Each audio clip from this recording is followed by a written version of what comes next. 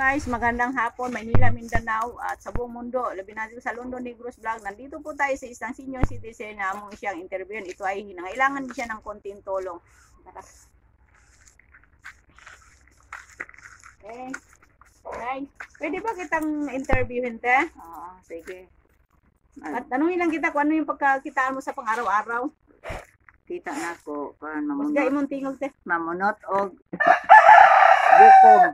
Oh. Gayong akong utanon kuan tangkong og kalamunggay og galay alagbati. Ah, Dahil maoy panguan ako panginabuhi pang-adlaw-adlaw. pang-adlaw-adlaw Makapait og bugas. makapait og bugas. Oo. So guys, ang hanap niya Nanay Lolita ay isang pamungulay naman ito. Namimitas ng gulay, ito ay bibenta kahit para lang makaraos sa pang-araw-araw nga kailangan, makakain lang.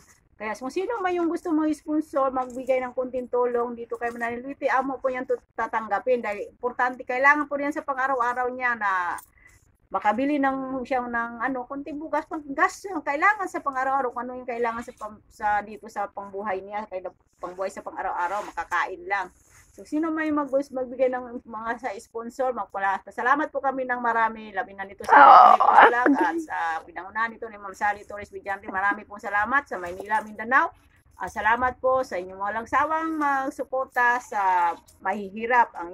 Mayroon kayong blessing na dumating, sana ninyo wala kayong sawang mag-share dito sa mahihirap. Marami pong salamat sa inyo at sa walang sawang pagbigay ng tulong dito sa Negros. Salamat sa inyong lahat.